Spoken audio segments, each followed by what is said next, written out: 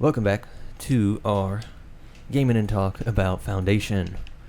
Basically, it's Roman Empire at a galactic scale, what happens when it falls, and the Foundation is an organization that's going to try and preserve history, basically trying to prevent the loss of the Library of Alexandria, to prevent the Dark Ages, that kind of vibe, and... we're trying to cut the Dark Ages down. Yeah, the goal is to go from 30, instead of a 30,000 Dark Ages gap, 30,000 year gap, to just a mere 1,000. And, you got to preserve all the tech, preserve these different things, and there's going to be a lot of cunning, basically same idea. Here. It's going to be a bunch of barbarian states that are all trying to fight against these enlightened few. And we'll get into how that takes the form of different religions and different trading, basically economic policies, to all worm their way around. Basically, members of the Foundation are kind of Freemasons, CIA, Templars, whatever you want to call them, as they try and keep themselves alive, surrounded by barbarian states. What they call barbarian states. Some of them.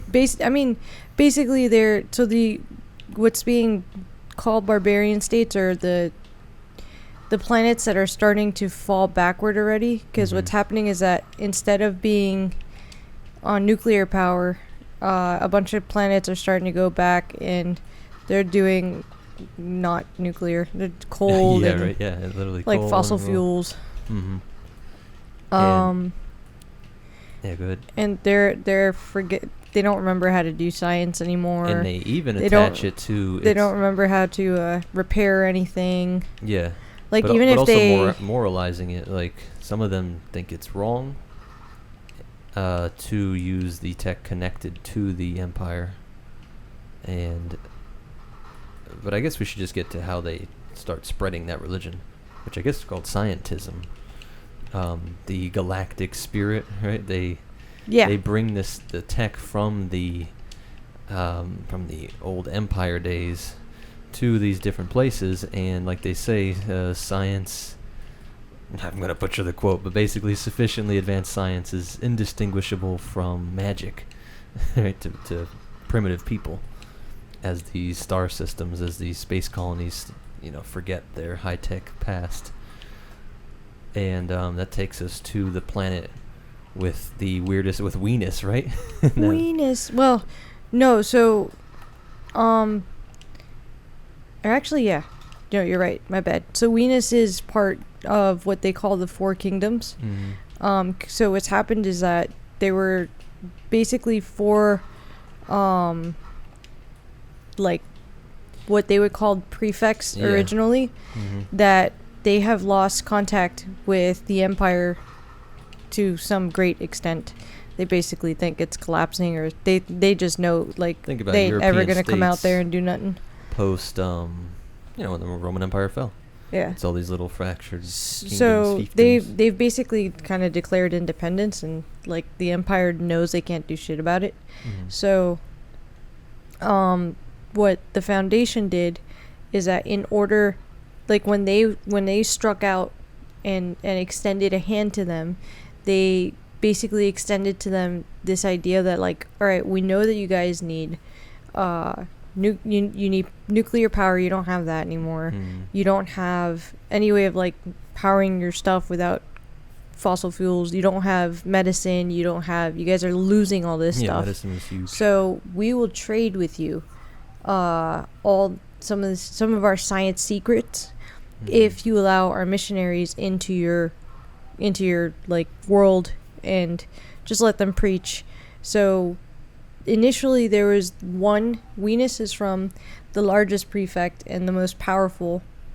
Yeah, which is Anacreon, right? Yeah, Anacreon. There were 3 other prefects. I don't know the names. Yeah, it's Smyrno, Konom, and Darabao.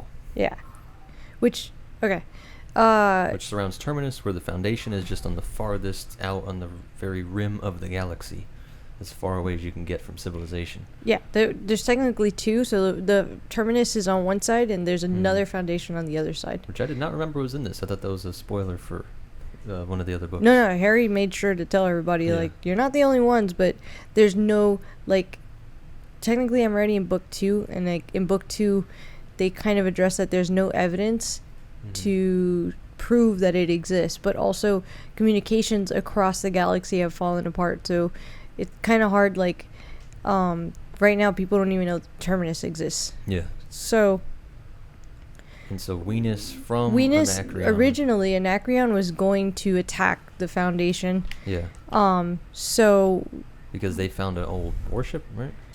No. There was even something before this where Anacreon was kind of acting real flagrant, like. So... Acting a fool on the outer Hardin, not Hardin. Yeah, Hardin, my friend. Hardin, my friend. Jalapeno Hardin. I don't remember if it was Hardin or if it was someone else, but basically, when the Foundation knew that they were going to be susceptible to attack from these people, and Venus actually talks about this because he knows he was young when this happened, and I'm pretty sure Hardin is the one that goes to the planet, and this is why Venus says that he's like cunning, and not to be trusted, because what happened is that Hardin went to the other 3 prefects first and gave them all secrets to, like, nuclear power and, like, nuclear force fields, and, like, he basically traded with them, and they agreed to let the missionaries into their kingdoms.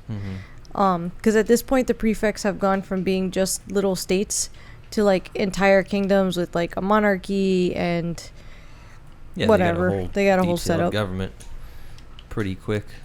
So this is what, 50 years, I think? Because there's already the Hardin. I mean, Harry Seldon already had his little hologram show in the vault. Yeah, but there's another.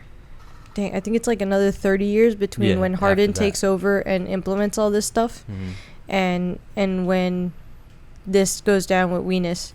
But when Hardin first approaches Anacreon, he had already traded secrets with the other 3 prefects. So the other 3 prefects are basically, like, teamed up, and they now have an upper hand scientifically to Anacreon. So in order for this, even though they're a bigger power, if they want to keep up, they're going to have to trade. With the Foundation. Yeah, right? So this is how the Foundation basically set up a very rickety kind of balance where they're not going to be attacked because everyone has something to gain from them. And they made the other 3 powers kind of like team up against the biggest power. So Anacreon wouldn't feel real good. Like, Anacreon's going to get jumped by the other 3 if they attack the Foundation. You're taking our atomics away. And the Foundation is, like, was going to threaten to not give them secrets. So the other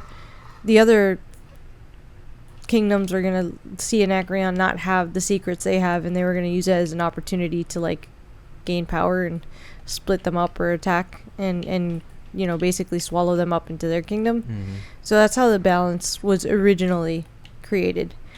So Venus, at this point, it's been 30 years of trade between the Foundation and the kingdoms, and Venus feels like they have gained enough power and they're large enough that what they could do is just take over Terminus, walk in, take all the secrets, take over the government, swallow it up, and be the big dog. And but that catalyst is them finding an old Imperial warship.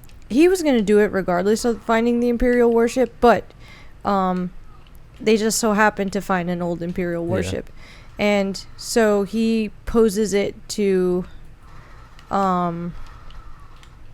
He asks, basically, just for background, he's like the regent of the kingdom, because his nephew is not of age. He's going to be of age this year when this happens, like in a few months. Yeah, they got the whole ceremony coming. Yeah, it's going to be happening. And his brother, who was the original king, he had a very unfortunate, suspicious accident. Again, the European parallels, he dies. Yeah, he dies on like a hunting trip. Right? It's a Nyark. Nyark hunting, I think it's called. Is big on that planet. It's this giant bird that they hunt for sport. And but it reminds me of the boar hunts that killed the kings back in the day. They actually are, because the bird is like super dangerous, and they use these like air. It was like an air bullet or air something. Like, I don't know. It doesn't matter. Yeah. The point is that was what killed his this kid's dad. That was the previous king.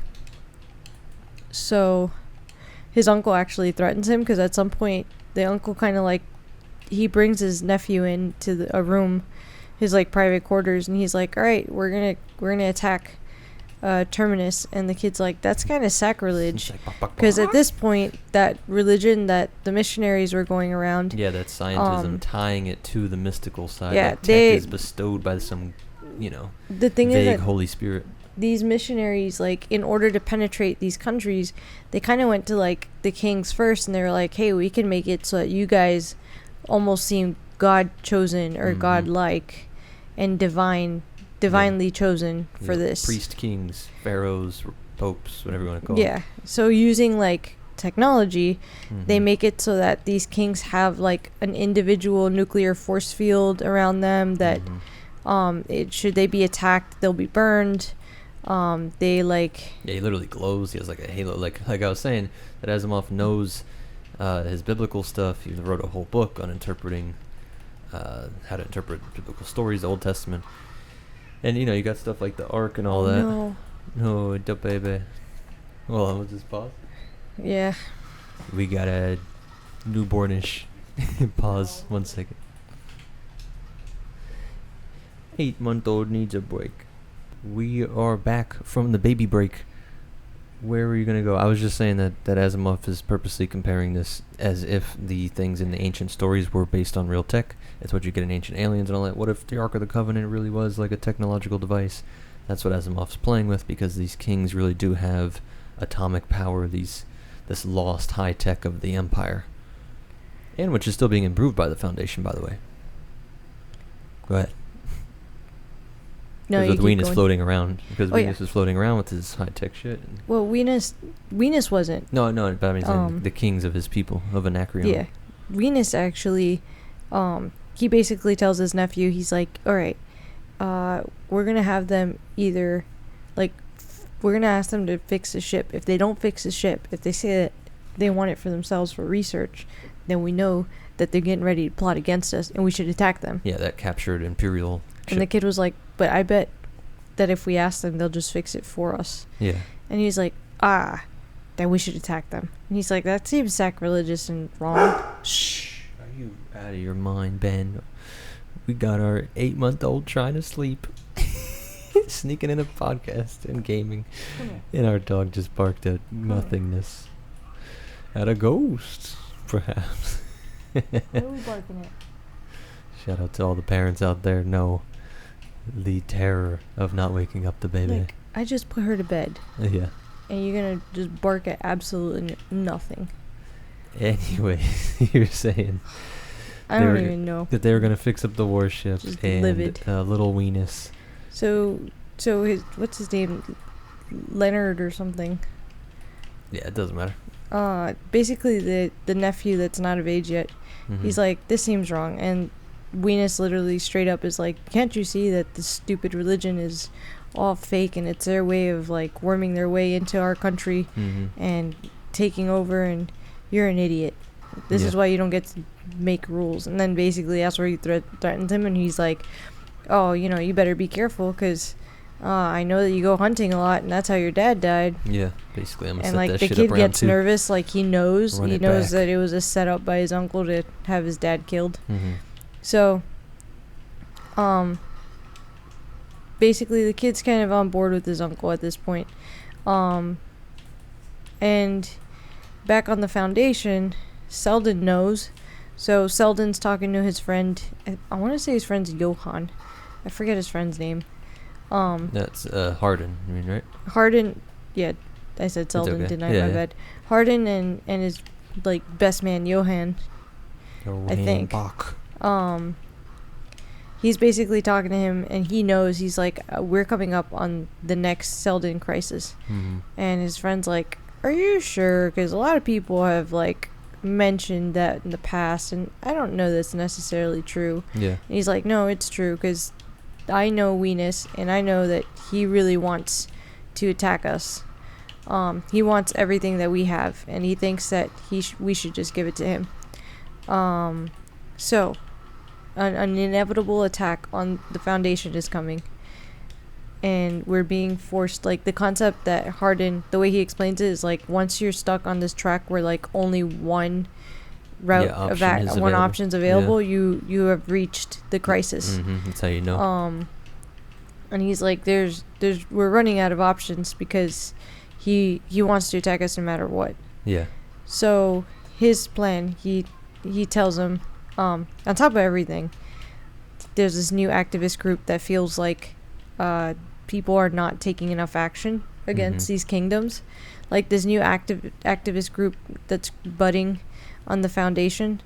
It's actually being led by people that were born on the Foundation, so it's no longer like the scientists that were sent there. It's like actually just random people and farmers that feel like it's wrong of them to like share all this information with all these other kingdoms, and that they're just setting themselves up for failure, and we need to stop. They have no military still, right?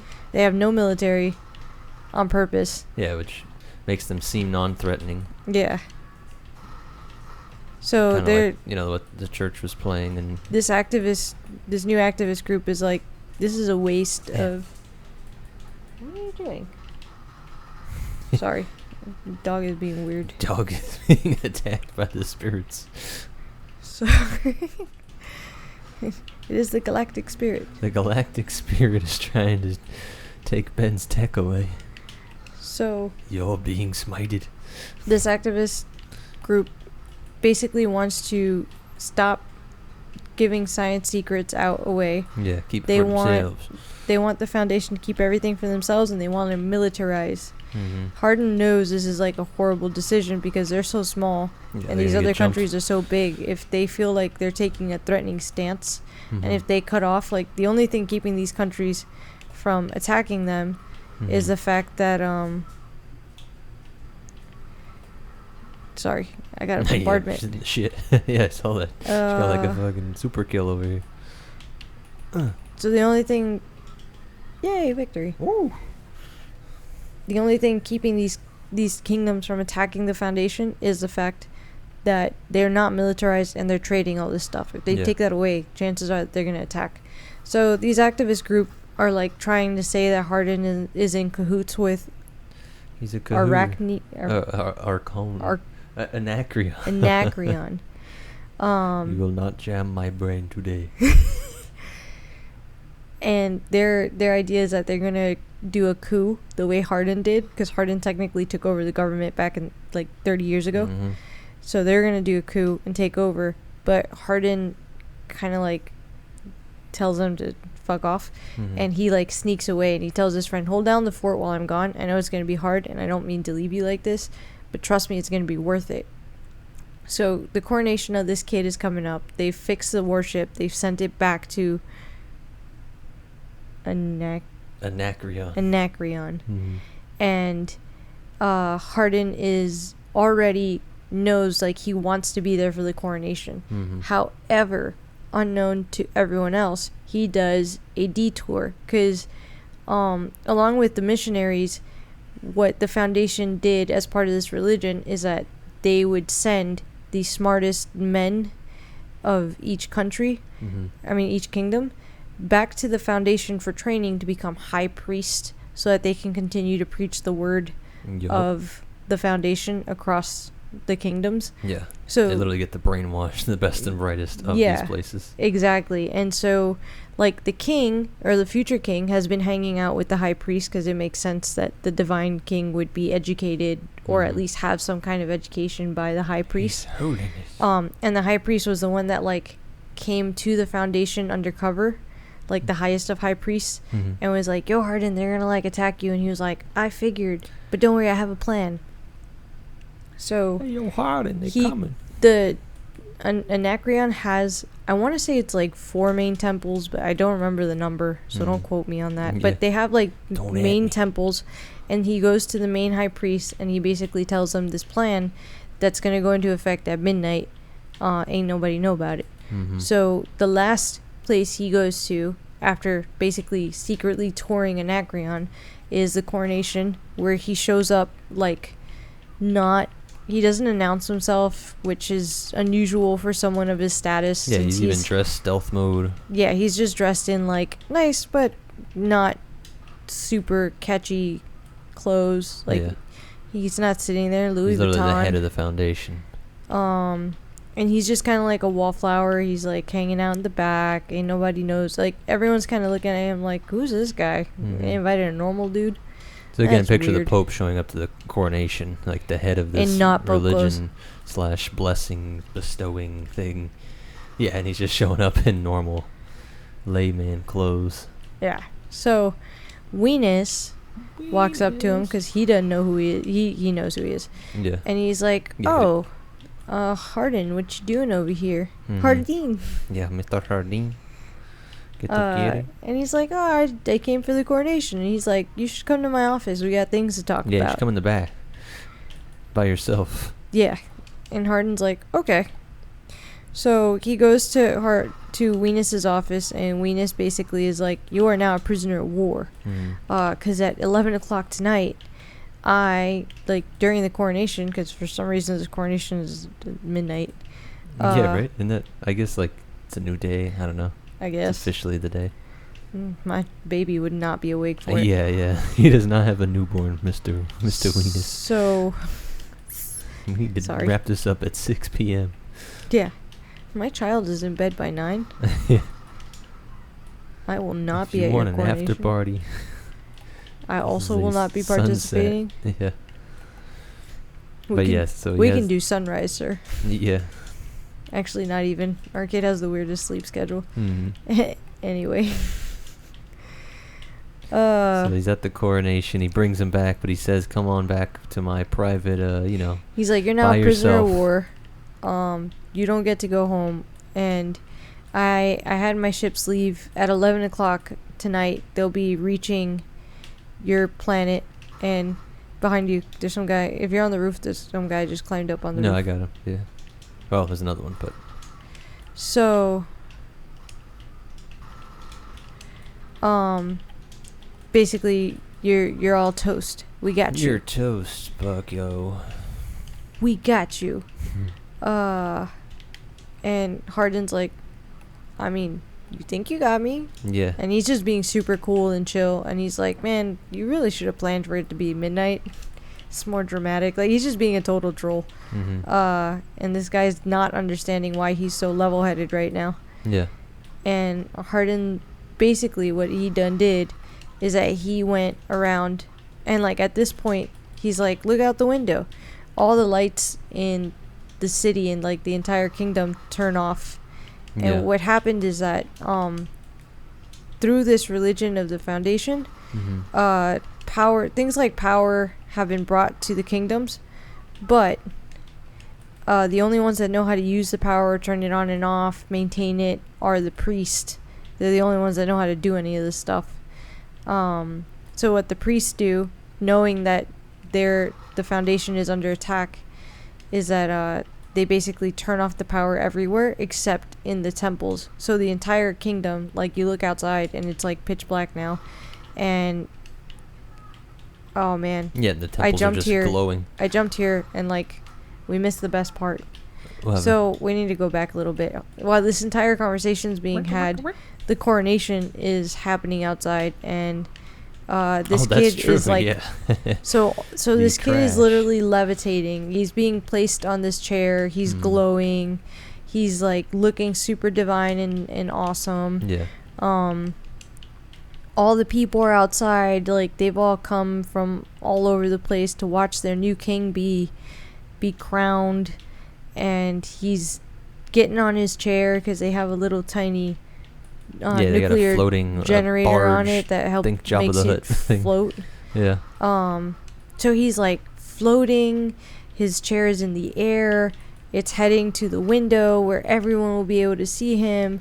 And just as he's doing that, the conversation between Venus, and Hardin gets to the point where Hardin's like, well, now my my counterattack is going to be triggered right now. Yeah. And that's when everything turns off, including the Divine King's chair and individual force field.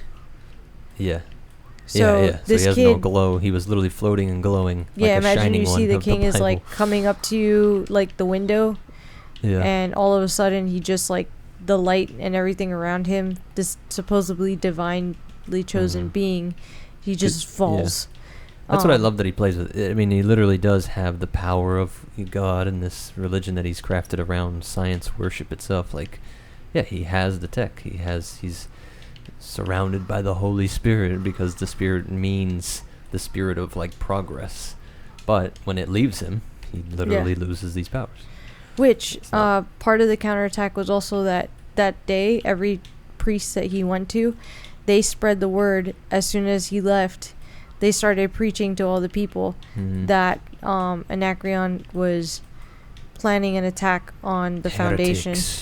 And they were a bunch of sacrilegious religious people, and that until the person was eradicated, like they were going to go into darkness. Like the galactic spirit was going to abandon them, basically. Yep. So that's looking like that because everything turns off except for the temples. The temples just have this little super warm, welcoming, glowing light, like basically like we will save you. When from Constantinople the darkness. fell, they said that they saw the a glow, like an electric kind of glow, leave Hagia Sophia, the big church there. So it was like literally like the Holy Spirit left. And so again, that's what he's playing with, all these ideas. Literally just only seeing the glow at the Church of Science, at the little science temples. So Venus is all mad and he's like, whatever, at least my ship's still gonna get there. This ship that I made you guys fix, it's not like you would have tampered with it, because it's gonna blow you up now. And he's like, well, about that. He's like, I am just a Venus. Did I do that? So they put like a hyper something. They basically put something in the ship that would make it so that the priest that was on the ship could take over. And what the priest did was like, while they're in like imagine you're in like mid hyperdrive, like hyper jump or hyperspace. They do have that. Star Wars takes a lot from this. Yeah, they call it a relay something, I think, a hyper relay or something. But anyway. The point is they put a mechanism in the ship. The priest triggers it. And while they're basically in hyperspace, the entire ship goes dark. Except for this priest that has this one little, like, individual... I think it's called a nuclear bulb. Where, like, he can turn it on and it's just a little individual light to give him, like, a holy glow. So he just goes around the ship and all the people, like all the soldiers are scared and they're like, what is happening? And he's like, oh, the thing is that you guys are actually being sent to attack Terminus. Yeah. And it's sacrilegious. The home of the Foundation, And they're like, please, it's not our fault. Don't punish us for the decisions for... Like, they're basically groveling and they're like, don't punish us for the decisions of our... superiors, because they're all lay people and soldiers. And of course they follow the religion mostly. So the priest is like, we will see if your souls can be spared. Follow me, for there is still time to save you. Light bulb. So they all basically follow him, and Venus put to attack Terminus one of his own sons.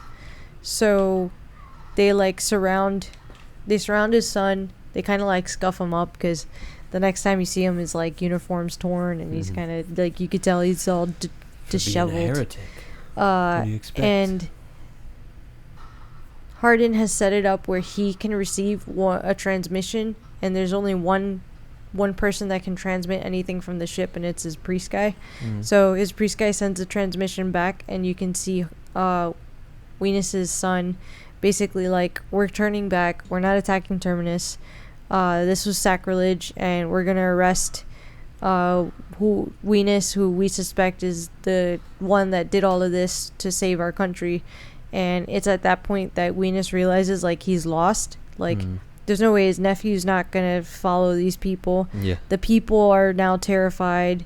Like, this religion has basically taken this country and like crushed it in a matter of like minutes. And even when he thought they had the upper hand, like there was no way around the fact that the Foundation had its own people fixing the ship, so they rigged it. Yeah. So he just like commits suicide right there. Yeah. Then that's the end of Weenus. That's the end of that, and Hardin ends up just going back home, and everyone applauds him because all these kids wanted, the activist group wanted to like attack or retaliate, and they all ended up applauding him, and Henry Selden actually comes back and confirms. Harry Selden comes back and like confirms that the religion was the way out of the second crisis, but that it won't be the way to get out of the third crisis. Yep. And Hardin's like, well, that's not my problem. I'm gonna be dead. Yeah, that'll be later. I'm gonna be dead. Next generation figured out. I excelled in my time. So that's when we lead into part the 4, the traders era. Which, funny enough, like at this point, Hardin has existed for so long, and he's like become a staple like Selden, where people like quote him, and they even say by Selden. Like by Christ, you know, like my favorite is when they're like, space, what are you talking about? Yeah, they have cool little curse words and blasphemes, and it all takes on. Again, the brilliance is to spiritualize practical technological advancement, so that. But our next main character literally will constantly quote Hardin. He really likes Hardin. Yeah. His name is Mallow. What is it? Mallow. Yes. Sorry, I didn't mean to yawn again. Mallow. But this one. Is there anything you wanted to go over? Well, this one is the one in between. Poignets. I forget how you. Oh say that in the book. Well, the thing is that Mallow's connected to Poignets. Yeah. So. I saw a little note from the thing that was saying that it came out. That they actually came out in different order when it was released, serialized, originally. I could see that. And so the Traders is actually, going back. I think the next part is the Merchant Princes. No. I don't know if it came out in out of order originally. It makes sense that it's in this order now, and it's because what happens with the Traders section is what sets up for the Merchant Prince. Yeah. No, I agree. Yeah, how it is in the book, of course. That's how it has to be. Is the right timeline. That's where the guy gets captured. What's his name?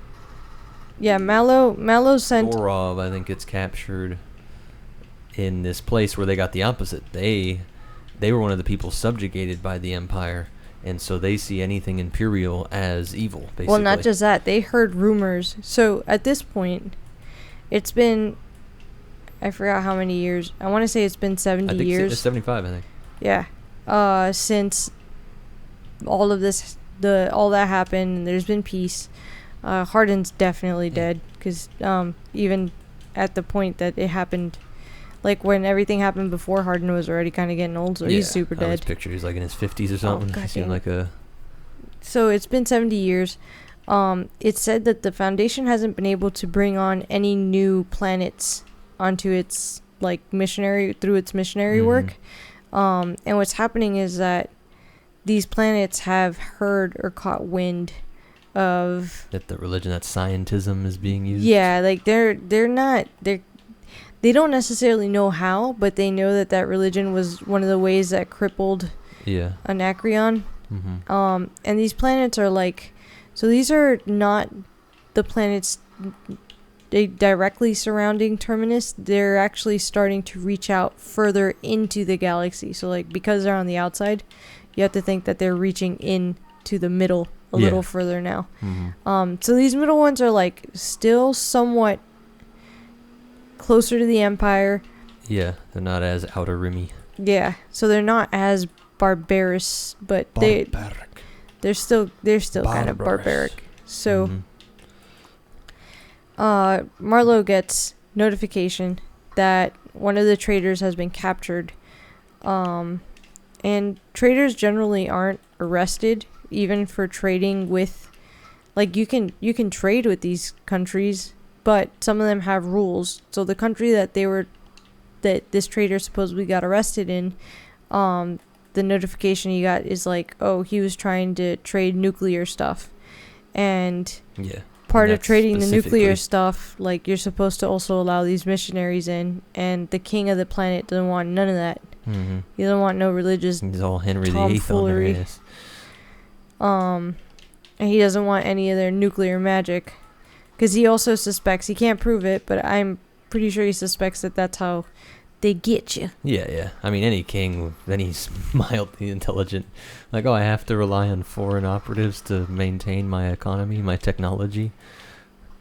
So, Marlowe shows up. But interesting parallel is that they spiritualize it too. Like, it really is, they even have the names. I forget the specific names of everybody, but it's all like His Holiness type of things, and this guy, the Grand this. It's all like religious names of these people in charge.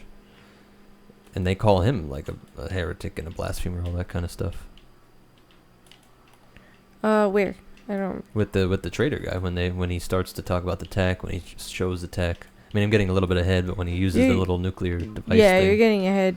But one thing I forgot to mention is that before he goes on this mission, because Marlowe's being approached by someone to run for council, and he's like, that seems silly. I like trading. It's fun. And this guy's like, no, Marlowe, you're like one of the smartest people. Come on, you should do it. And suspiciously, like, around the time that he's trying to be convinced to do this, his rival enemy. Yeah. I know. I love the little. They call him kind of Snake Stut. Kind of corny, but he's going for like your arch rival gets kidnapped, or, gets captured, and he's got to be the one to rescue him. Well, no, not that. Like, this is before he even gets the mission to go get his friend. No, him and this other guy are just friends. But there's this political guy. He's, I think, the secretary of the mayor, and he's out to get Marlowe because I think he suspects that Marlowe wishes to be in government. Mm-hmm. So he's the one that presents Marlowe with this to begin with. This mission to go save this guy. So when Marlowe gets there and finds out that like no one has come to see them, no envoy has been sent to them.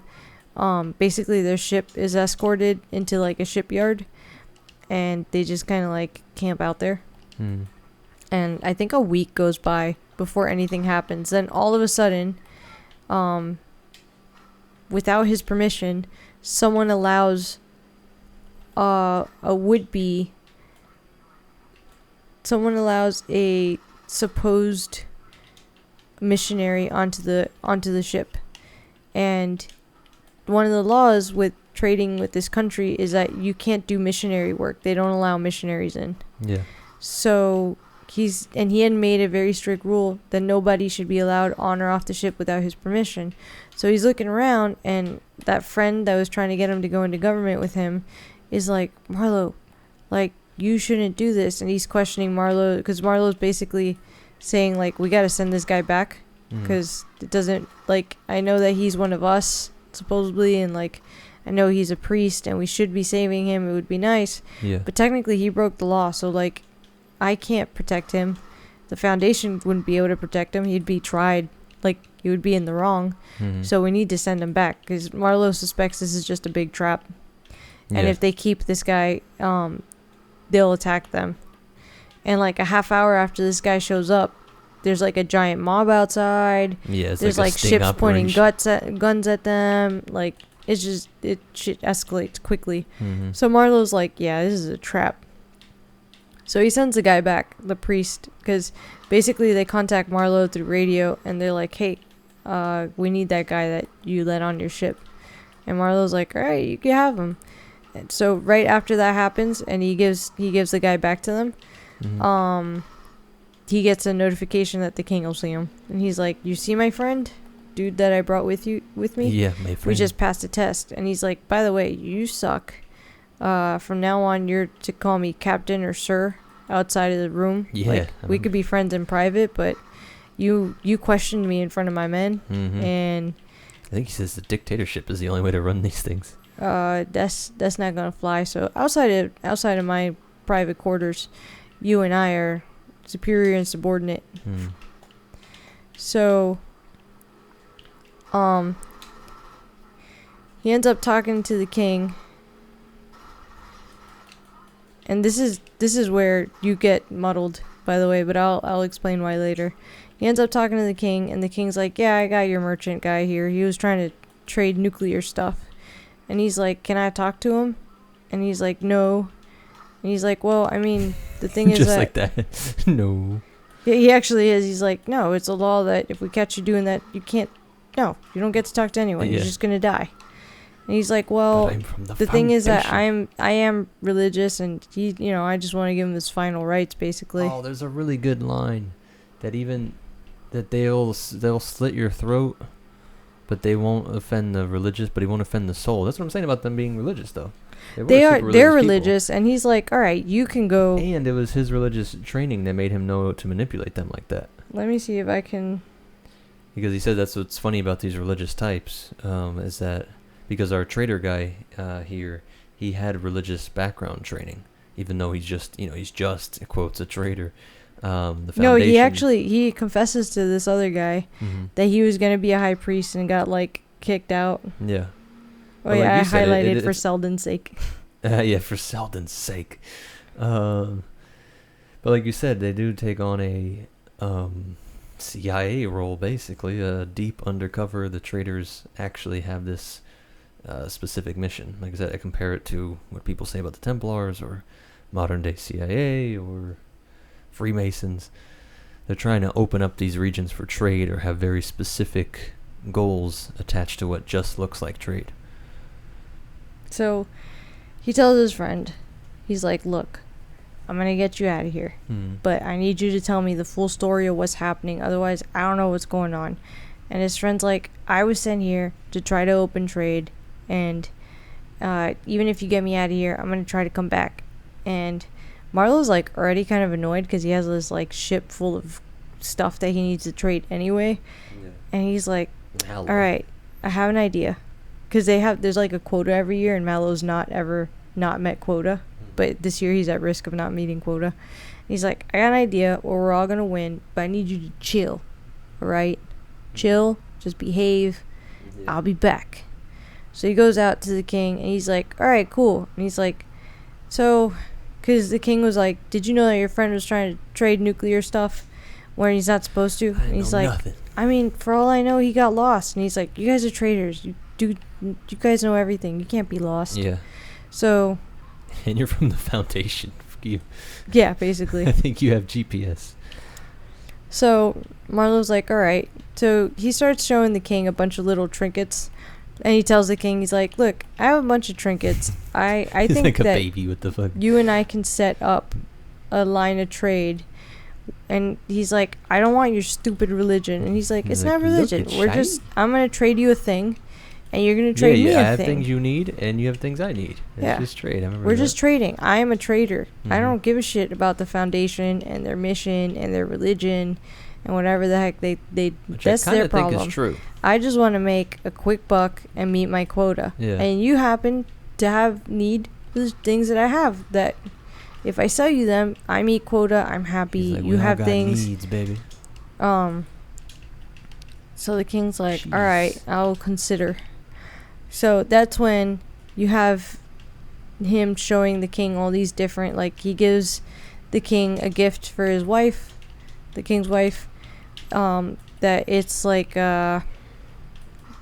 this waist chain thing that makes it so that you have this super pretty aurora cloak, and she's got a necklace bead thing. And then he also gives him a few other things, he tells him oh, there's ways of cutting steel where you can use this it's like a knife thing.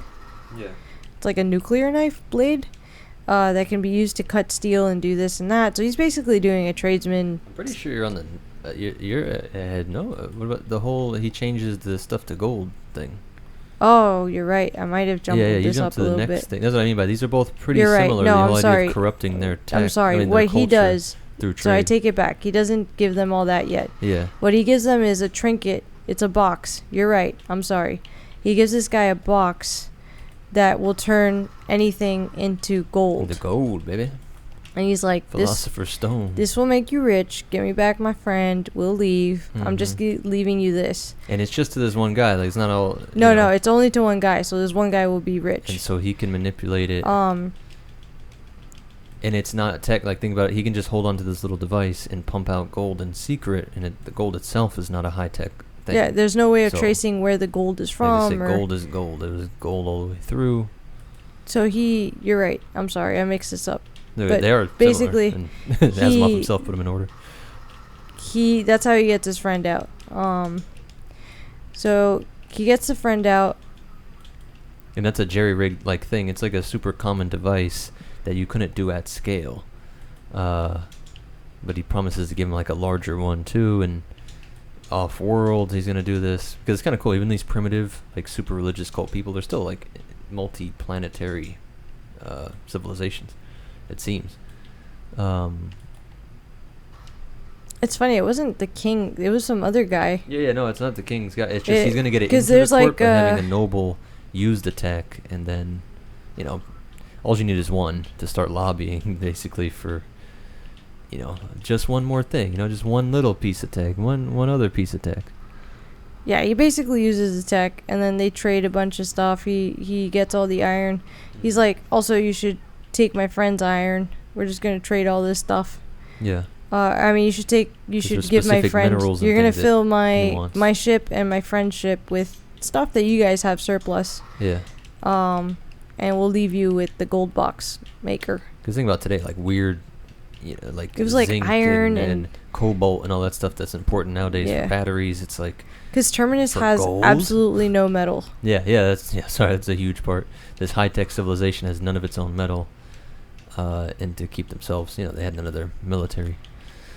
So anyway, the point is he gets his friend, and then part of his mission was also to figure out what is the deal with this country, and why are they so okay with not using their nuclear power? Like, why is nuclear power being dangled in front of them, and they're not biting at it like if they desperately need it? Yeah. So he tells not his friend that's with him. He tells like his second mate. Or first mate, he's like, hey, here's my report. We got this guy free. I need to go back, though. So I'm going to go back by myself. You stay here. I'll be back in a month. This is where he goes back, and he meets this old guy. Because he goes to, like, not necessarily the same place he went to. He goes to, like, a different part of that kingdom. And he meets this old guy who used to be a nobleman back when the kingdom was part of the empire. And he tells him the story of how the country has fallen, and there's this evil viceroy, and did I jump ahead again? I don't. I feel like I did not.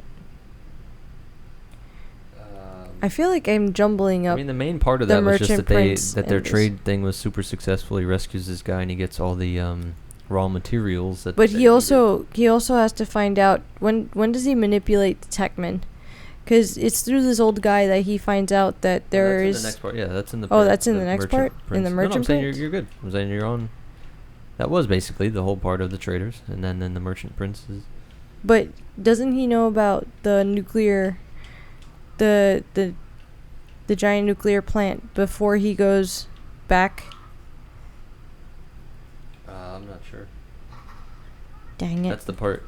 Just keep going where you were, because now they got this other planet. That's where you're starting to get into, where he starts basically the housewife revolution. Oh, well, that's what you're saying with that little piece of tech thing for the wife. I wonder. Little flashy. Okay, so he ends up. But then that's like another mission. I don't remember now.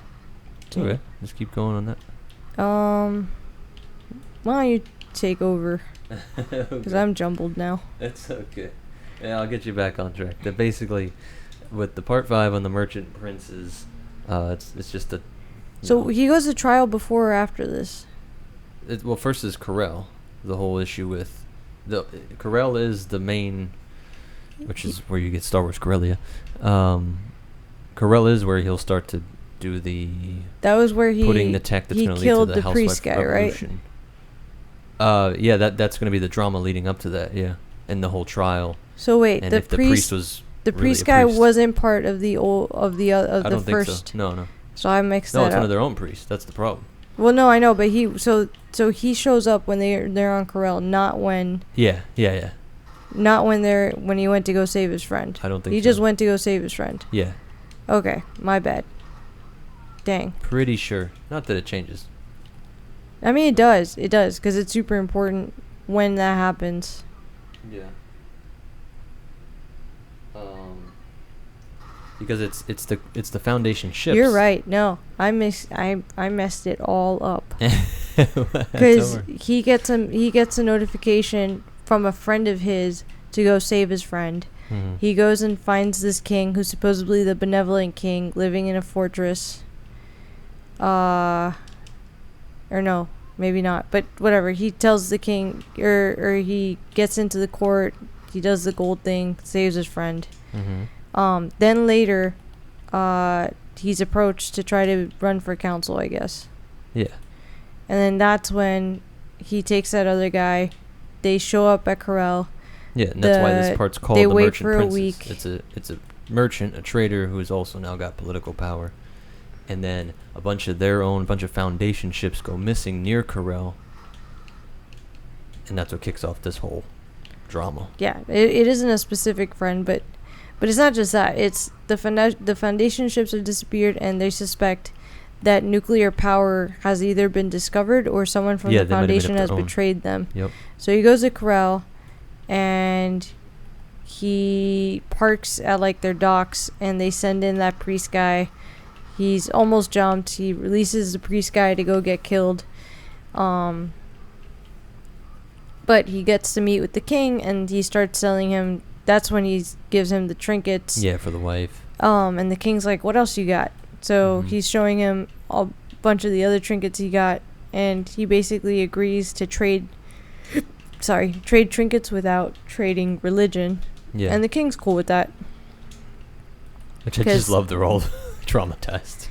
They're all just like, okay, no more priests, just cool tech. Yeah. I'm sure we won't be influenced by foreign technology. Because the priest is not used to this type of tech, and I'll explain why in a second.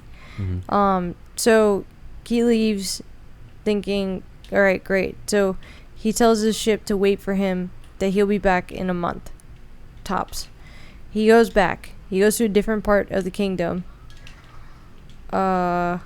Or a different part of something, like this kind of area that he's in. Yeah. Because it's like a big region. Yeah.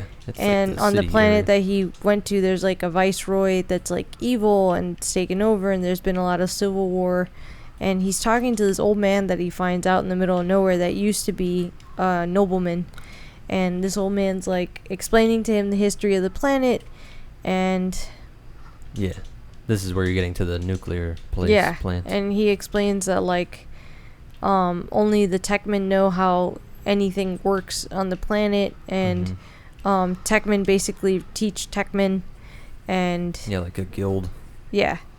So, and that they could probably be bribed, and he's just really nice, and he tells him how his son is on this ship. You got the last kill. And wants to kill the current viceroy. Did I kill you? No. It just looks like we all look alike. Well, it said your name over, so it was confusing. Yeah, probably behind him. So he has this cool conversation with this old guy. He leaves him some supplies. I love that you say that. I literally, this stuck out to me from like other previous readings of this. That I'm like, yeah, for some reason this conversation is just cool. It's a vibe. It is, like, because this old guy, he's like, it's him. They're kind of measuring each other out, but and for some reason Asimov just does a great job of, like, it's mystical lore. Why is there nuclear tech here? This old guy is also smart. Like, it's not just some... Yeah, it's well written. Like, besides it being important. So the old guy points him towards the nearest city that has nuclear power. Mallow goes over there, and he finds a priest. I mean, not a priest. He finds the place, and he finds a techman. And he basically approaches the techman, and he's like, "Hey, I want to see if you can get me in to do a favor. It's not even a big deal. I just want to see something. And the techman's like, your weenus? Blasphemous, I can't let you in there. Like, they'll kill me and you. Yeah. And he was like, what if I give you this thing? And he shows the techman that he has a personal nuclear force field. Yeah. And the techman's like, what? You can't have this. How? And then he, like, literally tells the techman to shoot him, and he shoots him, and nothing happens. Yeah. Techman's, like, in love with this technology, so he gives the techman the shield. Because he remembers from the Imperial days, right? Didn't he say that we used to have shields that could protect whole cities, but not... Well, that's the issue is that, so, Terminus has actually moved past even the technology. Like, because they took all the scientists, they've already surpassed peak Empire. The Empire stalled out. Yeah. And went, if anything, they probably went backward a little bit. For sure, yeah. Even in the core Empire, where Terminus kept, like, because they had such few resources, they had to continue enhancing the technology. So using as small and the smallest amount of resources as possible, they've been able to create individual like generators and smaller nuclear power. Nuclear power generators that weren't ever seen at the Empire. So, the techman, in love with this thing, he's like, well, I have your shield, so now I can kill you. And he's like, you didn't think I brought two? And he's like, all right, what do you want for this? And he's like, I just want you to take me down to look at your generator. I'm not going to do anything. Yeah. He's like, all right, I have nothing to lose. It's going to be so risky and scary. So he takes him down there, and all they do is look around, and he realizes that this generator is, like, the size of the building or some shit to, like, power the city. And he realizes that these are all just hold-offs because he saw two things. While he was presenting all the trinkets to the king, one of the guards got close and kind of he was just, like, chilling. Everyone's chilling, so the guard let his guard down, ironically. Yeah. And he saw the blaster had the symbol of the old empire on it. Which, by the way, reminds me of the Futurama. The shipping look like it's because it's the star and ship, right? That it's is like a funny. Ship going past probably on purpose. Yeah, for sure. Everybody references Foundation, like I said, from Futurama to. So he realizes that this blaster is probably a holdover from the original Empire. And it may or may not even work because it's so old and they don't know how to run it. They probably haven't been able to figure out how to power it. He's like, I didn't want to test that though. Yeah. The other thing he realizes is that they haven't figured out, like, although they have nuclear power, it's if anything happens to it, because he asked the techman, he's like, all right, so if anything were to happen to this part, or if this happens, you all know how to fix it. And the techman was basically like, don't wish that upon me. Yeah, don't say that out loud. I don't know how quickly the religious side comes back. Like, don't put that out there. So he meets up with his ship, and he goes back home. He's all happy. He got everything he wanted. Sorry. Putting the baby down got me kind of tired. The baby infected your mind. Hey, when you have to, like, do this in a dark room with the sound, like, you come out, especially at night, you're like, huh. So. I'm just happy you made it back. I was like, well, it's lonely papa time. No, I'm sorry. It's okay. You were breaking down one of the greatest books of all time. Continue. So. He got the thing. He said he's not. He goes back and don't jinx it. He gives a report on what's happening and, like. He's like, they got some old crappy ass. He's thinking that he's good and he's gonna be able to run for council, but then Snake Soot, the mayor secretary guy. He's like, we're going to take you to trial. Like, you're not going to be able to do anything. We're going to take you down. And he's like, why? And he's like, because you had a priest killed. Yep. And he's like, but they were going to kill me if I didn't kill the priest. And the priest was doing that in an area that he wasn't even supposed to be. And he's like, it doesn't matter. He was one of us, and you got him killed. Yeah. So that's why he goes to trial. And then he's able to prove that the priest was actually never a priest of the Foundation to begin with. It was just a trap. And he originally thought it was a trap by the king so that they would be able to shoot him. But he realizes that it was actually a trap by his... It was possibly a trap by his own guy. Yeah. To set him up to look like he had thrown a priest because back. He had the blaster, right? Sorry. It actually was by the king. It said KSP, Corel Secret Police. That's what I was saying. It was like Secret Service, right? Was in my head. Yeah. Yeah, Secret Police. Yeah. But he wasn't sure if it was in cahoots or not with his friend, with Snake Sut or whatever. Yeah. But he did know that what a coincidence that happened, and he knew that the supposed friend that was trying to push him to be a council member was in the pocket of Snake Sut and just looking for a reason to be an eyewitness so that they could take him to court for something or hold something over his head. So he obviously wins the trial. And he actually... Because he has a recording of it. Yeah. Right? Yeah. Yeah, because there's like one scene where he goes into like a bathroom. And the trial takes up a long part. It was pretty dramatic and it was long. Yeah, but I thought it was... It was good, though. I guess to have such a high-tech civilization mind blown that there was a recording device is kind of funny, and you could tell he wrote this in the 40s or 50s. Like, nobody would... We all have recording devices in our pocket. I mean, yeah, Asimov wasn't going to know that. Yeah, that's what I mean by, like, whoa, holy crap, he had a recording device on him, and this was all captured. And it's cool because he zooms in right to the KSP, right? Isn't it on the gun?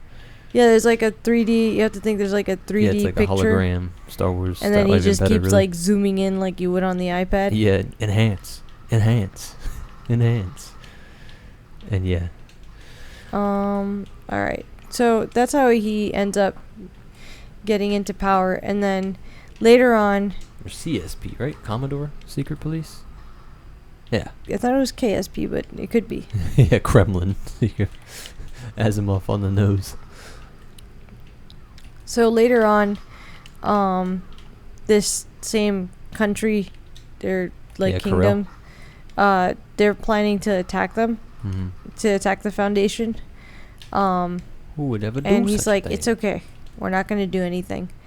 And nothing. Everybody's like, why? How could we do nothing? Are you crazy? And he's like, we gotta just stick it out. We gotta do nothing because we've made them dependent on our stuff. And it's funny because like a lot of the stuff that he gives out while he's winning all these people over, like Asimov mentions, like, it worked for like a week and then it stopped working, or like, yeah. So all the stuff that he's been giving out, has a final date. Like the way they keep saying that, like the iPhones and Androids are like they built. self-terminate. Yeah, you gotta get the new iPhone. Which, by the way, I know. No, don't get me started. But yeah, that was the genius of his thing, that get him stuck on the tech and have it only last a certain time. Because he got not just like some of the stuff he sold was like compact washing machines and dishwashers. That's why I mentioned but other stuff he sold was like stuff to help their factories be more efficient, and by not having the things, they're gonna actually lose a profit. So he knows they're gonna want that stuff back, or like people are gonna start going crazy because the economy's gonna suffer and people are gonna be in bad moods because their dishwasher's not working. Think about it. I mean, it's true. I mean, what would, like, it's the economy, stupid, basically, Clinton's old thing, and it's like, we're all used to a way of life that if the internet was out, that would be a insane, terrorist attack, crazy thing, and yet we both grew up with no internet for a while. It's like, but to be fair, like, our whole economy really does run on the internet now, like whole food services, all kinds of things, so once you get a civilization used to this advanced tech, you can't just have it disappear. It's going to be a whole social revolt, even if they didn't have it 20 years ago, 50 years ago. So it ends up being a war where nobody actually dies. Nothing happens. Because Corel might sound boring, but it's because they set it up so cleverly. It's kind of cool. It's like, how are they going to pull this off? How are they going to get out of this one? Corel's just like, I concede defeat, whatever. You guys suck. We're not doing your stupid religion, but can you send us new shit?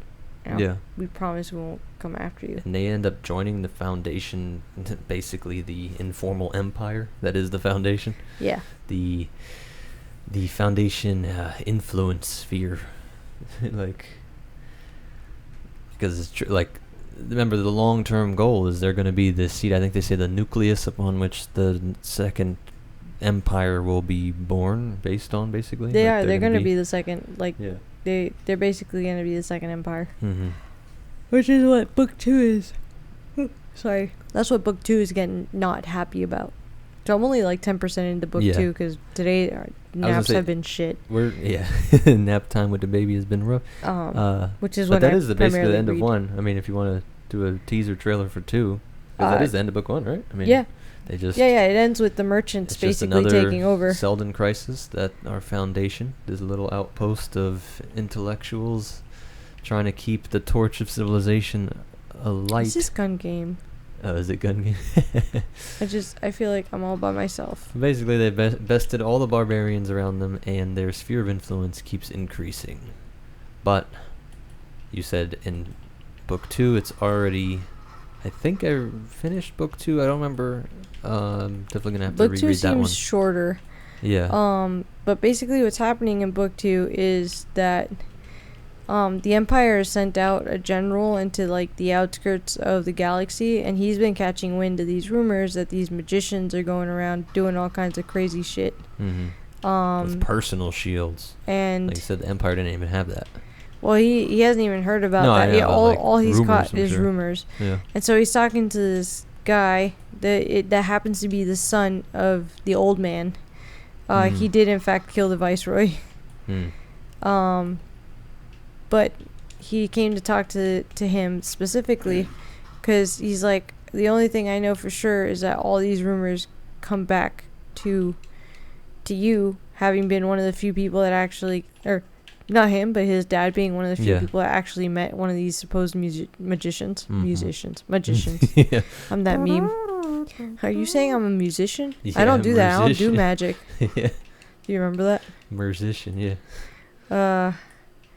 So, the guy's like, you're not gonna, cause he's like, like basically, like he tells this kid, Terminus's plan is to, like they were set up to shorten, like it's a summary, it's a recap in that he's explaining to him, like the whole point of Terminus is to shorten this, the Dark Age. The Dark Ages to 1,000 years, and they're gonna help set up the second empire.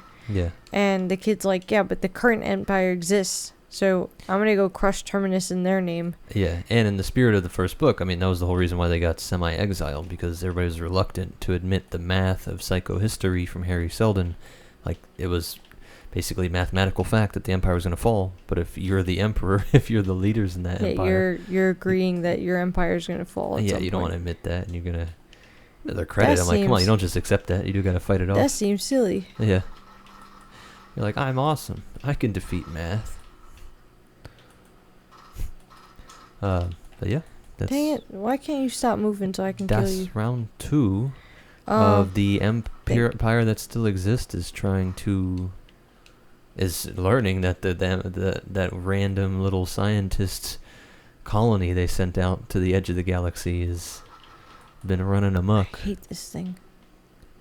So yeah, this kid's idea is that he's going to attack Terminus on behalf of so it's like the Empire, the current Empire, versus Terminus. Yeah. Yeah, which is pretty funny.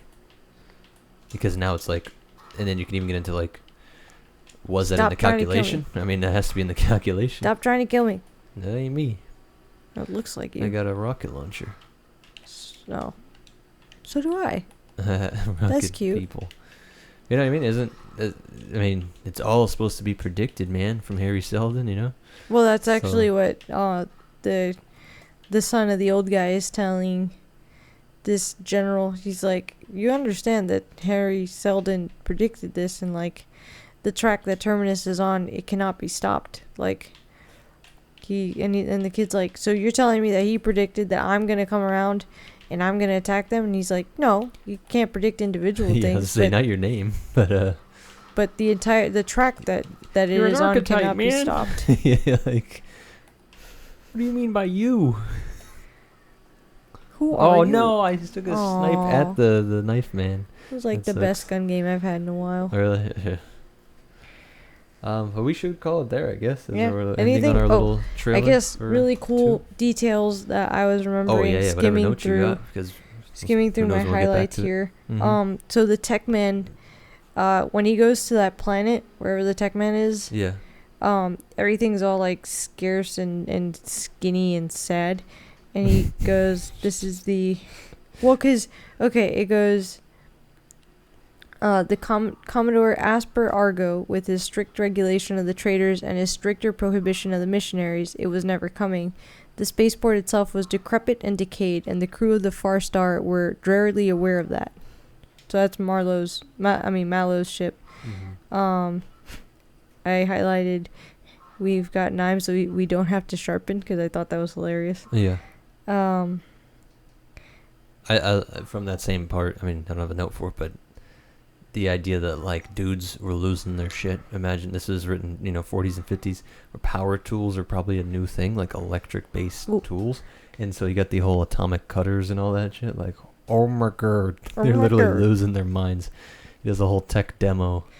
But I'm trying to remember, because I think when he asked about the nuclear stuff, he was like, we have the largest and best on this side of Trantor itself. Remember, Trantor was like the original capital. Sorry, you don't lose focus. I literally have here the actual. I can go to bookmark. Oh man. It literally says "for Selden's sake." I love "for Selden's sake" clips. And then Mallow, when he meets the Techman, he goes, he was the first man Mallow had met on the planet who hadn't looked hungry. The Techman's lips pursed peevishly. The tech man was short and his skin glistened with well-kept plumpness. Yeah. Oh, that he was not. Like, the tech men are like, it's like a corrupt religion type thing where, like, the tech men are fat and plump and happy and, like... They are self-indulgent. And the rest of the planet is, like, starving and skinny and sad. Yeah. That's decrepit. The main theme. It's really interesting. Decrepit. Especially an intersection of my interests. This kind of, I didn't get that many. I should have got more. I'm trying to highlight more in this other one that I'm reading so that we can go over it. More like cooler quotes. My point is he's playing with the priests, again, throughout the Middle Ages, that they were doing fine while people are starving. I know there's a bit of an atheist straw man sometimes, but come on, that also did happen. That didn't come from nowhere. Oh, see, this is when he gets the mission, Mallow. As a spy, not at all. As a traitor, but with your eyes open, if you can find out where the power is coming from, I might remind you, since you're Smyrnian. Yeah. You said it right, Smyrnian. Yeah. That was the quote, right? Yeah, that was when he got the mission. Oh, yeah, because he was an outsider, and the Foundation itself starts developing all these kind of gross... Foundation implemented tech religion to invade their culture and make themselves tied to tech they don't understand. Yeah. We talked about that. Yeah. Well, you see my notes from because you got the Audible and the thingy? I don't know. I don't know if the Audible... That's my note, yeah. Oh, then I'm looking at it over here. That's cool. Yeah, we use the same account. Again, guys, we're on the same account, and she's reading it, and I'm listening to it. And I do... So, shout out to Amazon, Audible, and Kindle for being connected together. For economically invading our lives and making us dependent on you. Also, I appreciate that if I put a note on an Audible, it'll actually show up on the associated book in the Kindle if you have it. Yeah. And since Freddie and I read and learn different, he likes to use the audiobook. I like to read the book. Yeah. I never learned how to read. No, he didn't. I really do read. I just love it while I'm doing stuff, working out. He reads walking, too slow. Doing stuff, chores. And I've read this, and listened to it, to be fair, a bunch of times.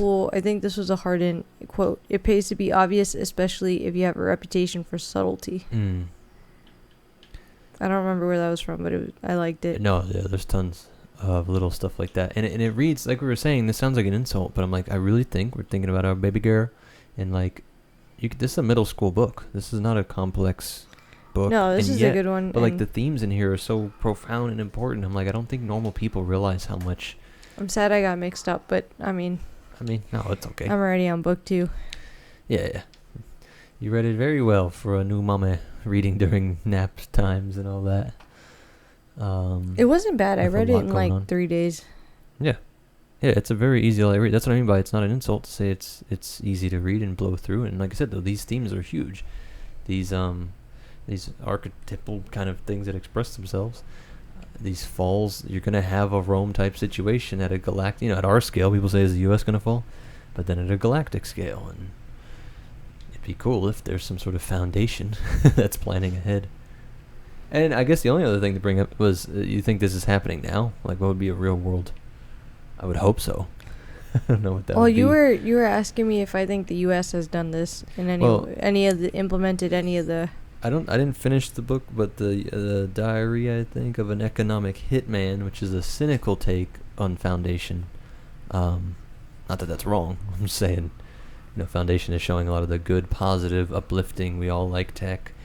I always say infant mortality is the best. You don't want to live like the primitives. You want modern science in a lot of areas, and convenience.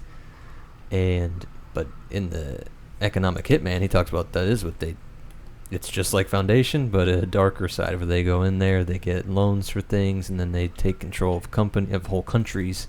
I said companies because they run them like a company. They foreclose on countries, essentially. And people are actually murdered, and there's no real evil that happens in this book. There's no real.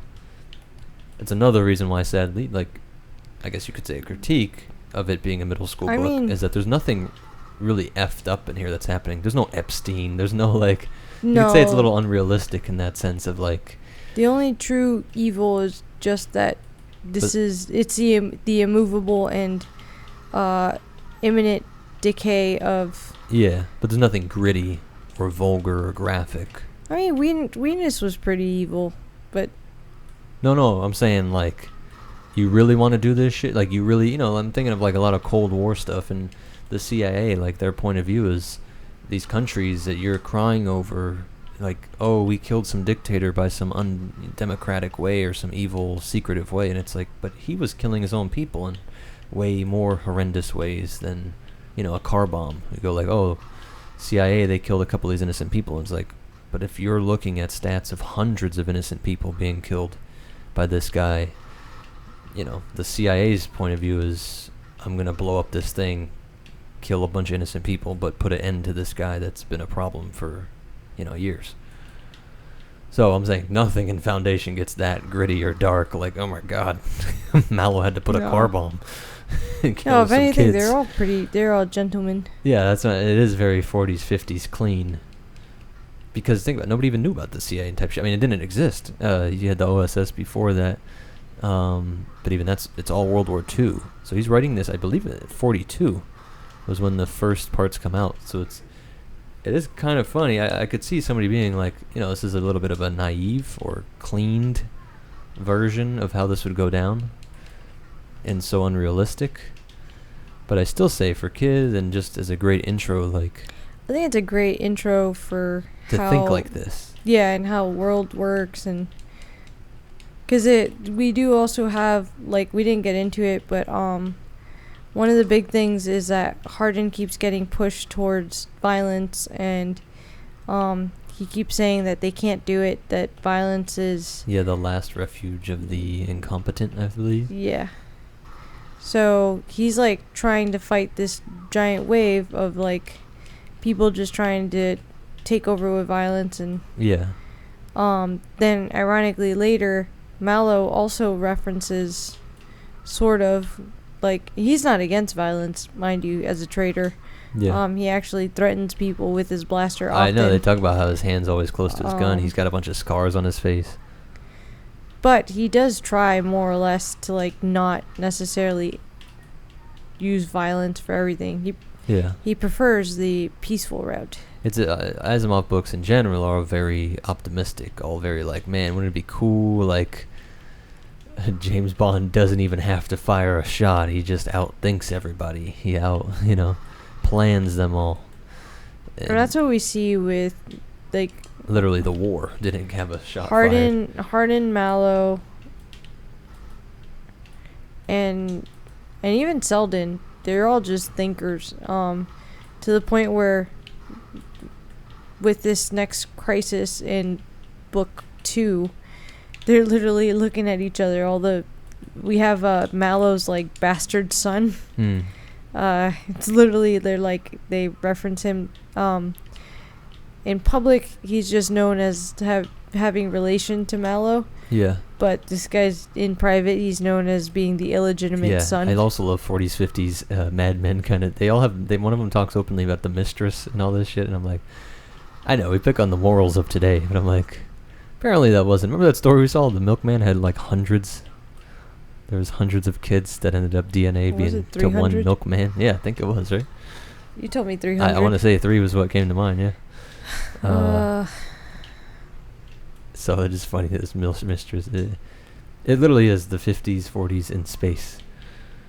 And like I said, though, from the squeaky clean angle too, though, and the no CIA angle. Like, I wonder what book someone would recommend that's like this, but darker, realistic-ish, more cynical. Like, there's people that look at history. I mean, European history, and you go, we were forged by violence, like by these just endless wars and these atrocities and horrors. But it does push the tech forward, and it does, this dark survival of the fittest type thing. I mean, how much modern comforts came out of World War II? And so it's just funny where Asimov's like, I know, but what if we just had all the technological advancement without the war and fighting, and you could even end wars without firing a shot.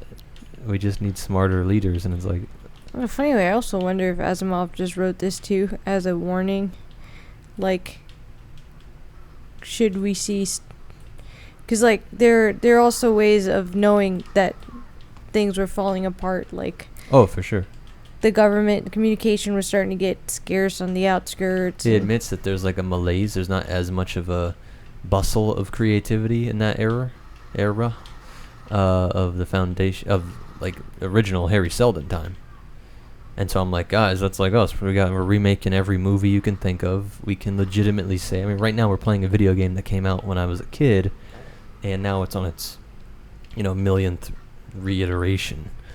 So there has been a drop in creativity in the United States and around the world, really. Yeah, but I'm like, but if we're gonna be whatever the world leaders on these things, like Lion King, a lot of stuff came out in the 90s that's still being remade. And it's like, it's not just nostalgia, like, oh, back in my day it was better. It's like, I mean, you guys for sure are remaking things that were new when I was a kid. So, I mean, that's kind of hard to argue around. Of course, there's tons of other more advanced tech, all the computer stuff, and cars and techs and like Uber Eats, like services that were just mind-blowing that nobody could do things like that. You'd have to be a millionaire to just have somebody fetch you stuff randomly a la carte, bring you a single bagel or something. So I think there's plenty of ways that it goes up. But I just love Asimov does have a wide. This is what happens when you combine a lot of different interests into one. He has a great historical interest, knowledge, and religious, and then just putting all that in sci-fi. It's just going to be great. It's like a good joke, combining seemingly dissimilar things. Like, why would there be space popes? Space secret society religion manipulating things. Now, as far as the book was written, by the way, because I know that Asimov wrote this many, many years ago, but many moons. It actually read really well, very easily. Yeah, that's what I mean. It is a breezy, easy read. In case anyone's worried that that's going to be the problem. Yeah. At what age you think? I'm like, I don't know. You read it in middle school. Me? No, I didn't read it in middle school. When did you read it? I've read it I don't know, after college. Well, I didn't even read it in college. I would probably say at least middle school. Like, I would probably read this and The Alchemist together. Yeah. And I think I read The Alchemist, like, 7th 7th or 8th grade. And that's what's cool. My whole point about it not being dark, I'm not saying that's a critique. It's just a different genre. Like, it's a critique in the sense that then you can't go like super. This is so historically accurate. Like, you got to think it's not going to go down like that. It's going to go down. We should have a foundation. We should have secret manipulating ways to keep, I don't know, high advanced tech things and moral advancements too, because they're also often more moral than their neighboring barbarians. We didn't really touch on that. Oh man, I'm blanking on an example. I meant to take a note earlier, but there was somebody that he was manipulating, and I was like, these guys are kind of evil. Like, who does he manipulate? Yeah, I don't know. It was one of these kings. Like you said, some of these guys are like gluttonous, self-absorbent kind of people. Well, there was this one king that's known as the Beloved, and like he's looking around, and like the king's castle, in quotation marks, looks like a fort, and like the walls have been recently refortified, and he's like, I don't know, man, if you were the Beloved. Yeah. Oh yeah. Why is he so scared of his people? Yeah. Because people get mad at that when you make this point, but it's income inequality. It could be up, but it's like, but don't you want, like, we all have AC and electricity. We all got all these different advancements, and the average person lives better than the average person from the past. Or at least could, if it wasn't for like crisis and meaning issues. But like, even if you want to push like, no, we should have had like medieval Catholic worldview, it's like, cool, but also air conditioning. Like, can we also have modern science? I would appreciate air conditioning. Yeah. So, but what people don't like to admit is that the morality is often lower too, with these lower Enlightenment eras in history. So he does a good job at that. I don't know. Anything else? You thinking? No, I'm excited. I saw book 2 was short. I was thinking of reading a murder book in between. Yeah. But because it's kind of short, I figured I'm just going to read it. Yeah. Because you told me it's like the first 3 are really the main. Yeah, because there's others like in this universe. There's like 7 books in the series. They don't contradict each other, but a lot of them. One of them, what was it? End of Star's End, right? Something like that. I don't know. Was not. Apparently, it just has one reference to the Foundation. So it's within the same universe, but it's not. They're not like direct. I would have to look, because I just got the 7 books that were supposedly part of the Connected series. So it's kind of like the Robot series, which I can't wait. Like Caves of Steel is another one that's simple, but it changed my world like outlook. Like that's what makes it great. Any kind of artist, like he's expressed a complex idea in a way, in a writing level that's not even that complex.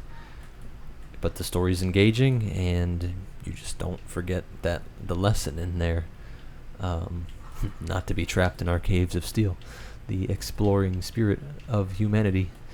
Yeah, I can't wait for that one. But like you said, we're going to be sprinkling in tons of other types of books. This will be a multi-year thing, I'm sure.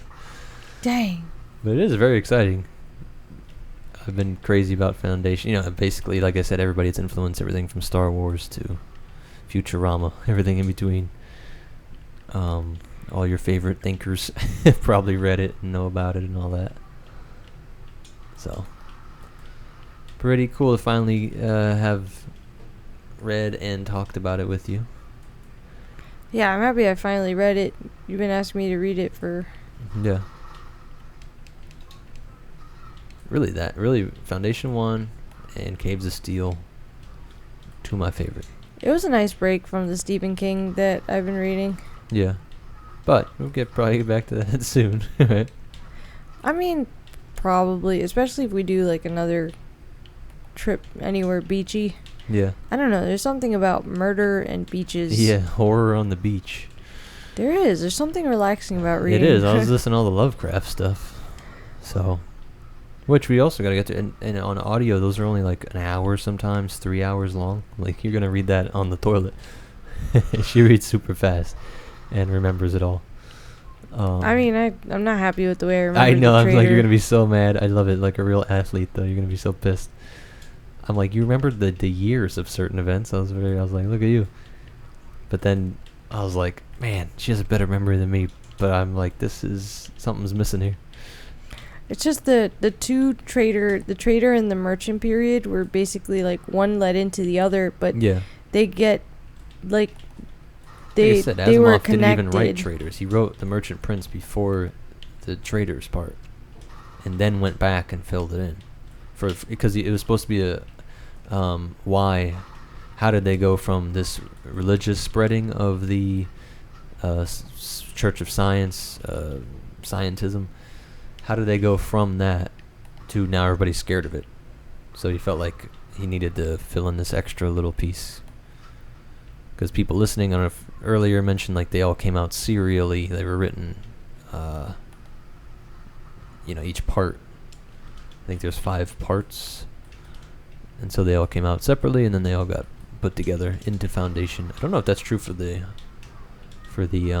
rest of the books, for 2 and 3. I blame being tired. Yeah, I know. I'm playing baby nap time. Dang. Don't worry. We'll get the hang of this more, and I'll take more notes with this next one too. Yeah. I'm not used to actually super talking about. That's why it's cool, yeah. The specific details. It's just gonna refine us. It's also cool, like, actually being able to go back and be like, I remember this quote. Mm-hmm. And I really have. I've already started highlighting more in this one. I don't know if it's because I knew I got a little muddled with the end of... Mm-hmm. It's just not as... I don't know. That part is just not as memorable. Like, I remember going through this one again, like, just the whole opening scene of arriving on Trantor. And you still have ruined me for... I noticed that ever since you mentioned it, that it's always the same, like, letter beginning thing. Oh, I can't wait to hear what they named Salver the Hardin. other foundation. Yeah, really. It's going to be Zamboni Xylophone. And which I don't... Xenon, don't Xenu. spoil it, but the other foundation, is it, like, artsy? I don't remember too much about it. That's what I mean by I only really remember this one. So I'm going to have to, like, actually reread. I somehow suspect that they have, like, art and science. Yeah, and this one's more tech. Yeah, this is the more science one, and I just have this weird feeling in my gut that the other foundation is more artsy, and they want to see what, like, because technically, whether you're a big supporter of the arts or not, you actually need it. Like, you need both science and art for society to... Yeah. I'm a believer that one cannot be US, without the other. Yeah, like, the U.S. influential sphere is not just because of our tech. I mean, China can rip off a lot of different things, do them quicker or even better sometimes. But, like you say, we're still the cultural giant by far. I mean, it's crazy. It's crazy how obvious it is, and people fight it like, oh, you're America, fucking... You know, it's like, okay, you know this is true because... While trying to copy our TikTokers. Well, yeah, but we go nuts when stuff like anime, like, yeah, for sure, K-pop's a thing. Anime's a thing, but they even have their own name. Like, we got pop, you got K-pop. Like, it's even sometimes named in reference to not being American. So it's just a little silly. You'll see Europeans do this all the time. It's like, Jesus, man.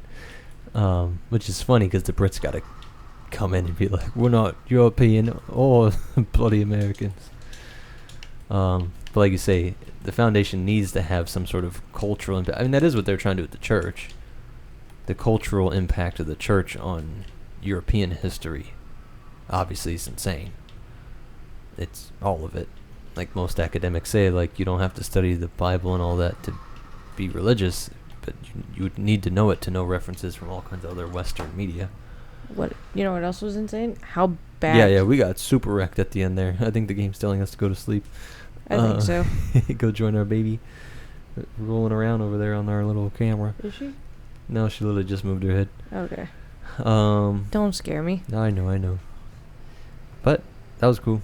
I know you tell me not to, but I'm getting a snack. No, we're going. We're out. Don't kill their ears in the last 5 seconds.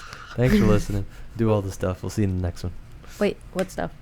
I don't know. Like, subscribe, shares. Who knows where we're going to post this? Oh. Who knows? That is the question.